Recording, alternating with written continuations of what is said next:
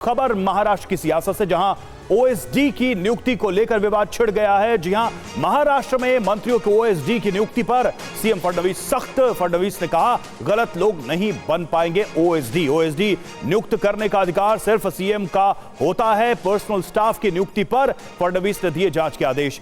मंत्री माणिक राव कोकाटे ने नियुक्ति पर की थी टिप्पणी।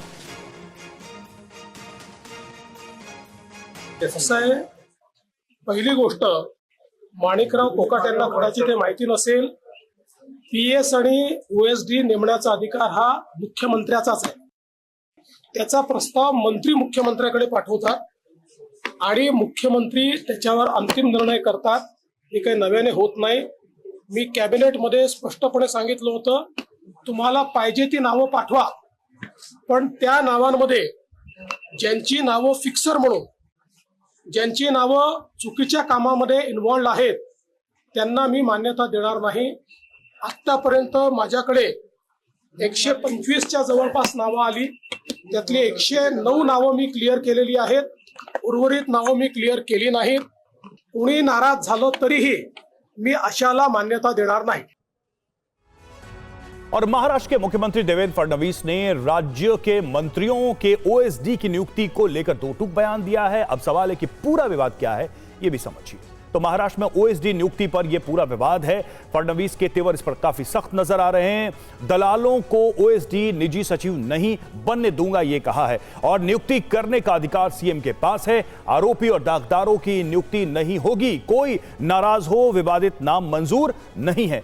पूरा मामला क्या है, इसे भी समझिए। कृषि मंत्री माणिक राव कोकाटे ने इस पर नाराजगी जताई। एक कार्यक्रम में नियुक्ति पर उन्होंने नाराजगी जताई। सीएम सभी निजी सचिव ओएसडी का फैसला लेते हैं, यह माणिक राव ने कहा। मुख्यमंत्री ने पहले ही दिन हमें डांटा। सीएम ने कहा, किसी के जाने से सरकार पर असर नहीं है, यह माणिक राव ने बयान दिया था। कौन है माणिक राव, यह भी देखिए। तो एनसीपी के कोटे से कृषि मंत्री हैं माणिक राव, जिनके बयान के बाद और सीएम के उस पर आई प्रतिक्रिया के बाद से एक नया विवाद उभरता नजर आ रहा है। जाहिर है, इस पूरे विवाद की शुरुआत मंत्री माणिक राव के बयान से हुई। तो सुनिए कि माणिक राव ने दरअसल क्या कहा था, वो बयान क्या था, जिसके बाद यह पूरा मामला तूल पकड़ता जा रहा है।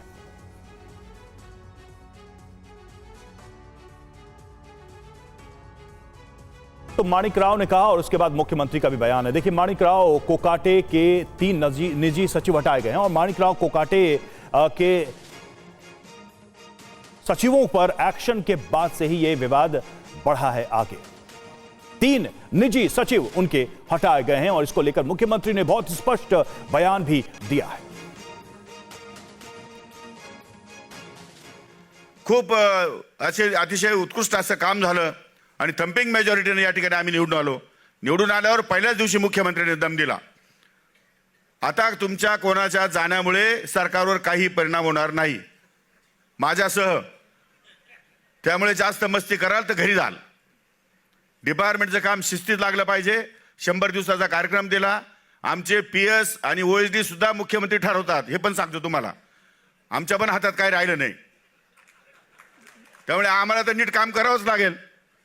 पण आपणही नीट काम करा, म्हणजे सांगड जर आपली या ठिकाणी चांगली बसली सरकारची, तर निश्चितपणे समाजामध्ये एक प्रकारचं स्थैर्य निर्माण होईल, शाश्वती निर्माण होईल आणि त्यातून आपल्याला विकासाकडे पुढे जाता येईल। आणि मार्केट कमिटीला मी छोटं साधं समजत नाही। आमचा देवदास पिंगळे मार्केट कमिटीमुळे खासदार झाला, मार्केट कमिटीमुळे आमदार झाला, दुसरं कुठलंही पद माहीत नाही। त्यामुळे मी जिल्हा परिषदेमुळे झालो, त्यामुळे जिल्हा परिषदा, मार्केट कमिट्या, स्थानिक स्वराज्य संस्था, नगरपालिका, हे नगरपालिकेमुळे आमदार झाले।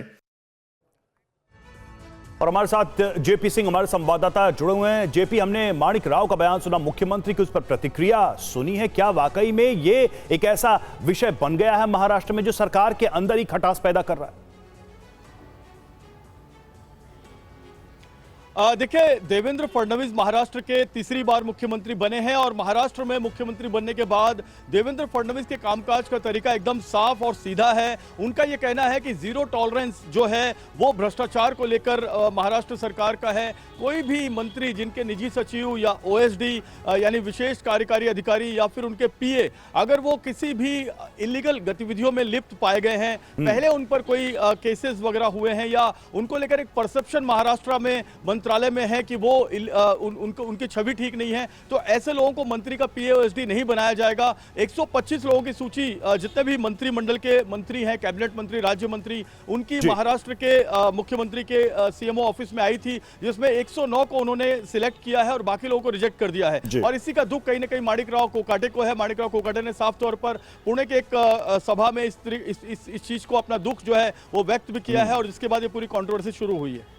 शुक्रिया जेपी आपका इस अपडेट के लिए, जानकारी के लिए।